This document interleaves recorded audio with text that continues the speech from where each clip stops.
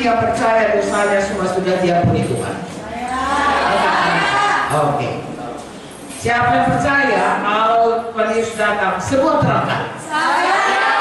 Puji Tuhan. Itu yang paling perlu. Apa ada gunanya dapat dunia ini kalau jiwa binasa? Amin, saudaraku.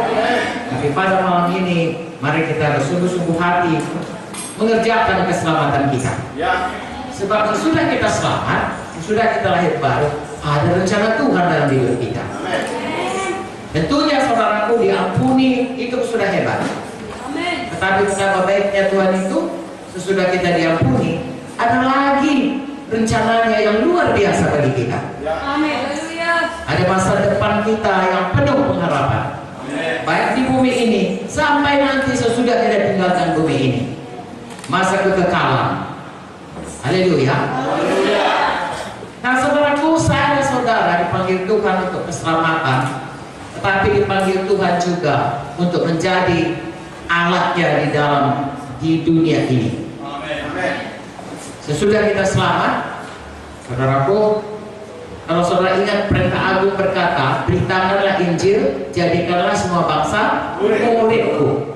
Berarti sesudah kita diinjili selamat, kita harus jadi murid. Mengapa kita jadi murid? Kita harus belajar.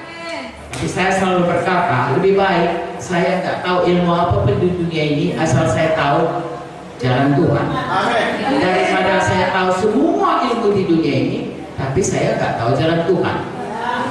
Hari ini saudaraku, kita tahu banyak ilmu, kita belajar, tapi juga kita tahu jalan Tuhan. Kita orang paling berbahagia. Haleluya.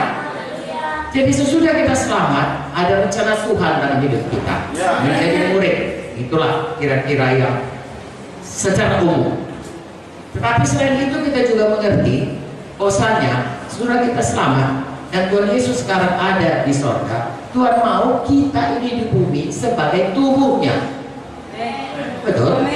Tuhan Yesus tidak ada lagi di bumi ini. Tapi Tuhan Yesus berkata, Yohanes 14:12, dari Yohanes 14:1, Tuhan berkata, jangan kamu gelisah, ya, Tuhan naik ke sorga, bagus, supaya kemudian nanti saudaraku, Dia sediakan rumah bagi kita di sorga, saudara Yohanes 14. Tapi ayat 12 berkata, engkau akan mengerjakan pekerjaan-pekerjaan yang lebih besar dari yang kau kerjakan. Berarti saya dan saudara harus melakukan tugas apa yang tadinya Tuhan Yesus kerjakan waktu dia di bumi. Jadi Tuhan Yesus tidak berhenti bekerja di bumi ini. Siapa dia pakai? Saudara dan saya. Seumpama kepalanya Tuhan Yesus, tubuhnya kita.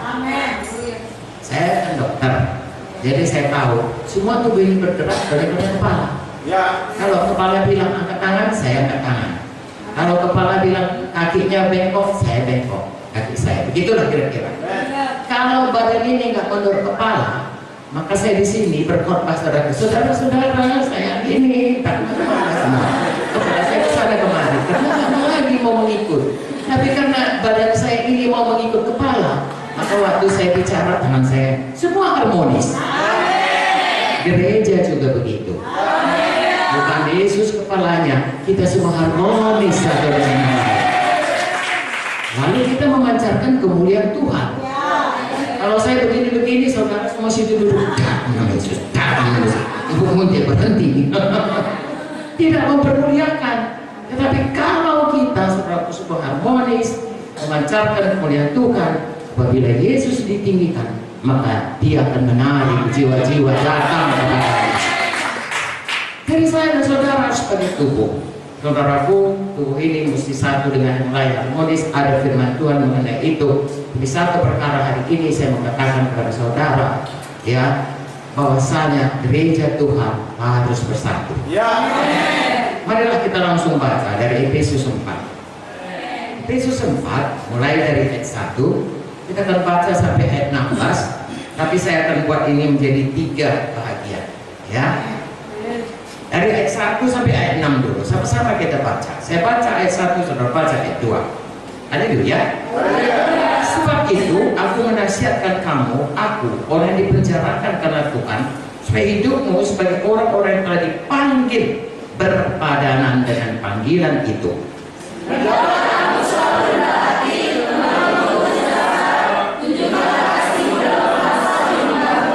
dan berusahalah memelihara kesatuan roh oleh ikatan damai sejahtera.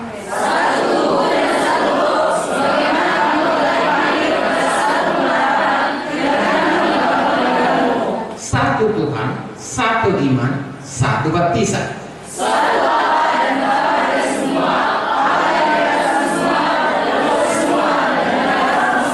Sampai di sini dulu. Kalau saudara baca kepalanya, kesatuan jemaat dan karunia yang berbeda-beda. Ayat 1 sampai ayat 6 ini mengenai kesatuan jemaat. Sekali lagi saya katakan, tubuh saya ini harus bersatu. Tidak bisa kaki saya jalan-jalan sendiri di sini. Lagi saya korban kaki saya yang kiri gigi sendiri jalan. Tidak bisa saudara. Atau kuping saya jalan-jalan, saudara lari semua. Maka banyak orang lari dari gereja. Kalau gereja tidak bersatu, saudara. Ya, bisa saudara ngerti ya? Maka perlu kita bersatu. Kalau saudara baca ini, sebenarnya kuncinya di sini adalah kasih. Kasih itu mempersatukan. 1 Korintus 13 ayat 4 sampai 7. Kasih itu murah hati, rendah hati, tidak mentingkan diri, dan seterusnya. Jadi saudara, kasih itu kalau dalam Alkitab bukan hanya sekedar perasaan-perasaan hangat, ya. Aku mengasihimu, enggak. Kasih kalau kita ini seperti kasih Yesus mau mati untuk kita. Kita pun kalau kasih mau mati untuk saudara kita. Makanya di sini dikatakan saudaraku, ya. Ayat 1 tadi, hendaklah hidupmu berpadan. Ayat 2 harus selalu, coba saudara baca. Ayat 2, hendaklah kamu selalu rendah hati, lemah lembut, sabar, tunjukkan kasihmu dalam hal saling membantu. Nah sampai di sini aja ini harus terpraktekkan. Dan ini nggak mudah saudara, kita harus menyangka diri. Rendah hati, wah saya rasa semua manusia saudaraku, kalau dulu sebelum selamat semua dipengaruhi Lucifer, sombong. Dosa Lucifer itu sombong. Ya, aku mau meninggikan diri. Kita kadang-kadang juga tanpa sadar sudah selamat pun. Saya juga semua orang. Kalau si Anu suaranya bagus, kita mau lebih bagus. Ya. Kalau si Anu pelayanannya gimana, kita mau lebih benar. Untuk kita, bukan untuk Tuhan. Itu namanya sombong. Tidak, kita mau selalu rendah hati. Mau lembut hati. Dia belajar kepada aku. Matius 11 ya. Belajar kepadaku. Aku ini rendah hati dan lemah lembut. Supaya sentosa jiwa kita.